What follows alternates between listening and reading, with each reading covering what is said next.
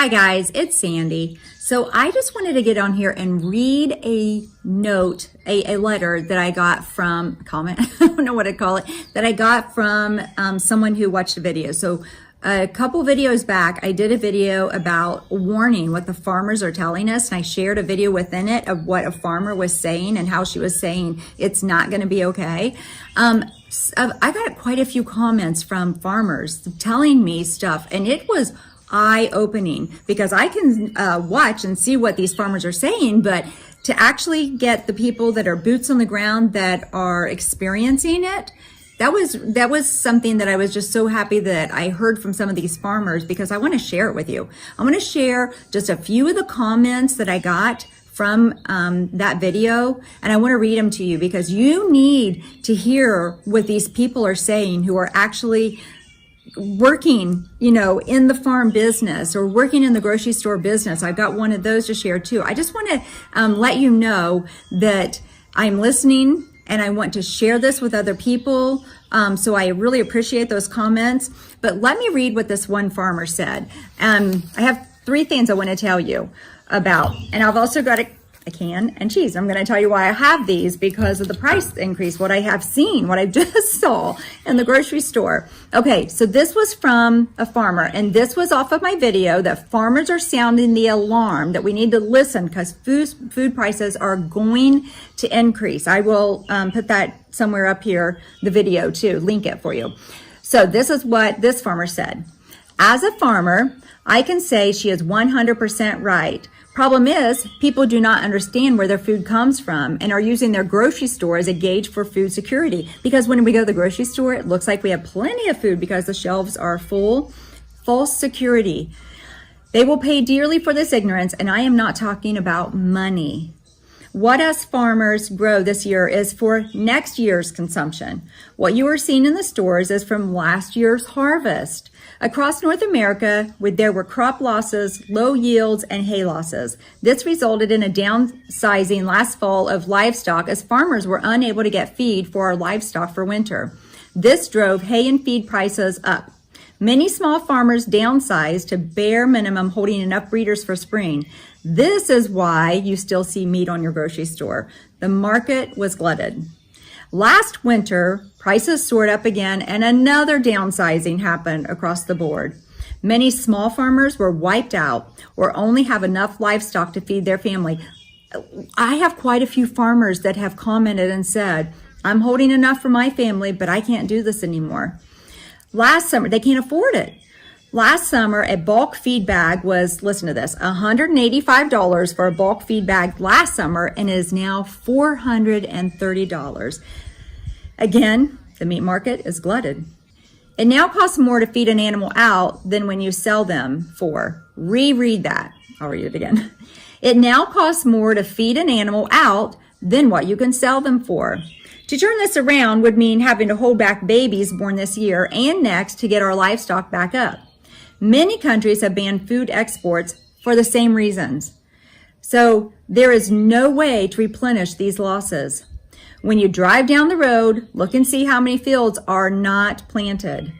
Those low yields and crop losses last year affect seed availability for this year's spring planting. Only June, and we are already seeing total crop losses in some areas. This will amplify the disaster. Even though those farmers that were able to get crops in, will they be able to afford the fuel it takes to take it off and move it to market? I don't know where, think about that. What will fuel prices be by fall? I don't know. So if you want to know if there's going to be severe food shortages coming come fall, ask a farmer. He put these in capital letters.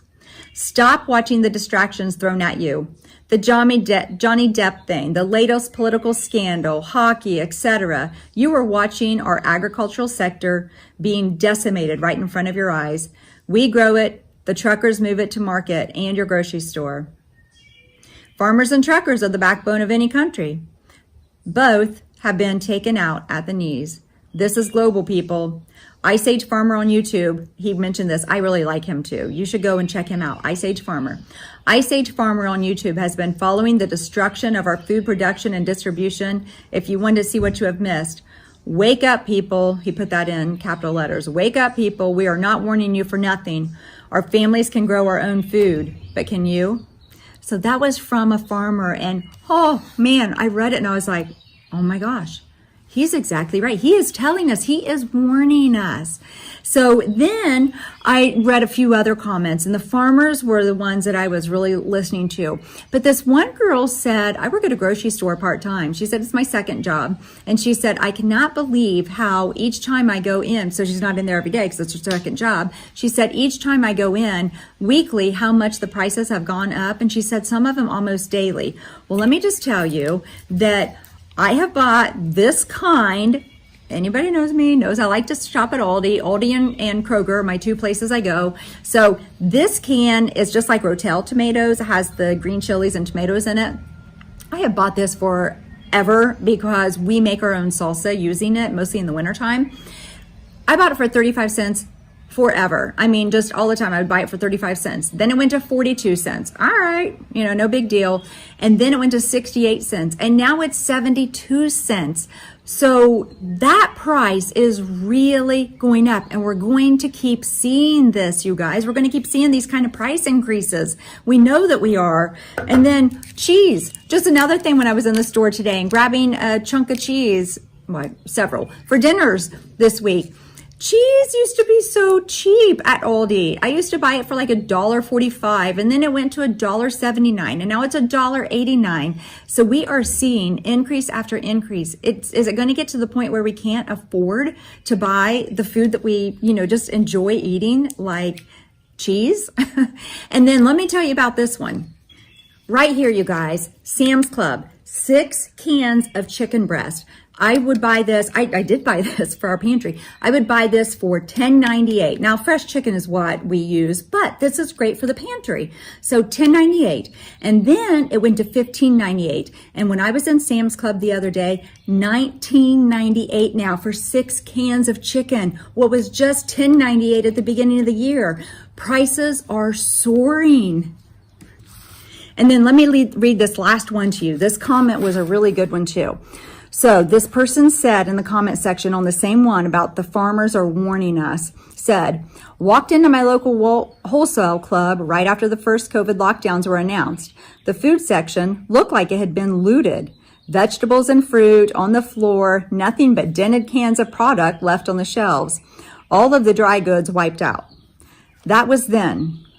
We were told that time the food supply was not in danger. Did you hear anything at that time? Like there was shortages of toilet paper and people were going out and buying stuff, food definitely because, kind of a panic, but we didn't hear food is in short supply. You're not going to be able to get it later. A famine is coming, the wheat crop and corn crops. We didn't hear any of that kind of stuff. Food, and he said, we were told that time the food supply was not in danger. Now they are warning us the food supply is in danger. Just stop and think about that. Same scenario. What will it look like a year from now? He's right. He was absolutely right. Think about that.